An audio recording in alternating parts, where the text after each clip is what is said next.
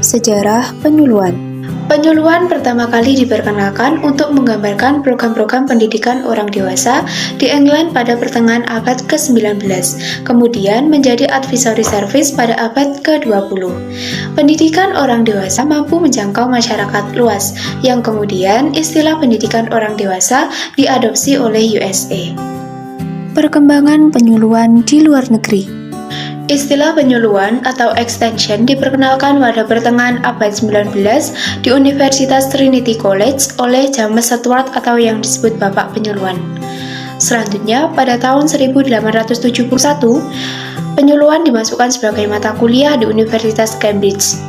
Perkembangan penyuluhan ke bidang-bidang yang lain menyebabkan terjadinya pergantian nama dari Agriculture Extension menjadi Extension Education, dan di beberapa negara disebut Development Communication.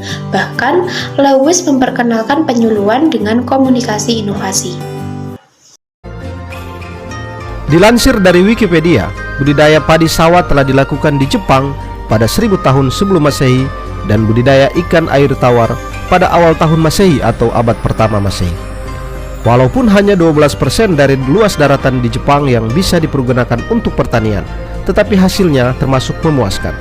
Besarnya hasil pertanian didukung oleh kesuburan lahan pertanian karena tanah yang mengandung abu vulkanis gunung berapi.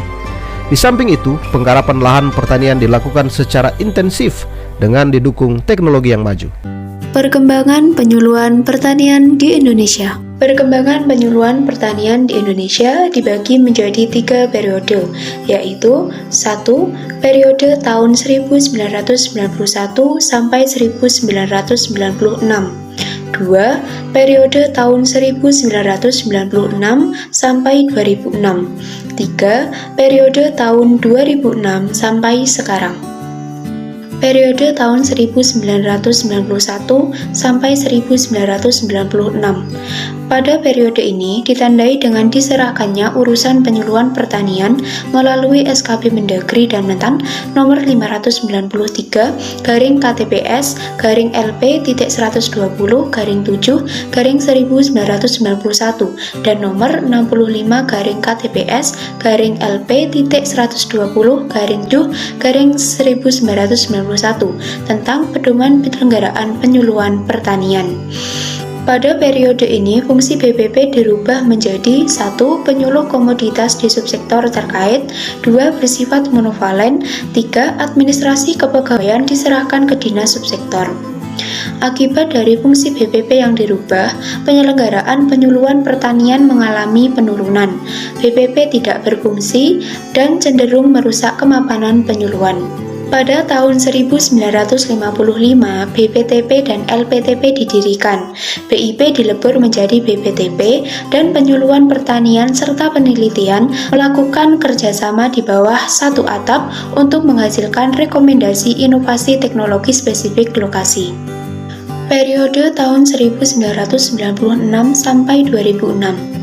Pada periode ini diterbitkannya SKP Mendagri dan Mentan nomor 54 tahun 1996 dan nomor 301/KTPS/LP-120/4/1996 tentang penyelenggaraan pedoman penyuluhan pertanian yang memberikan harapan kepada penyuluh untuk kembali berjaya.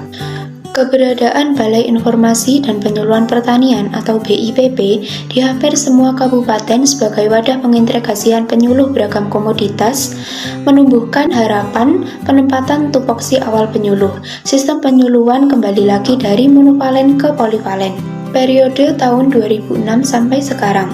Pada periode ini ditetapkan Undang-Undang Nomor 16 Tahun 2006 tentang Sistem Penyuluhan Pertanian, Perikanan, dan Kehutanan yang mengamanatkan pada pembentukan penyuluhan di tingkat kabupaten atau kota atau provinsi, memberikan arahan tentang tugas dan tanggung jawab penyuluh swasta, penyuluh PNS, dan penyuluh swadaya. Menurut lelaki alumnus Fakultas Pertanian Universitas Mulawarman ini, peran seorang penyuluh pertanian salah satunya adalah sebagai fasilitator dalam hal menyampaikan ilmu kepada para petani, sampai dengan program-program pemerintah yang berkaitan langsung dengan para petani.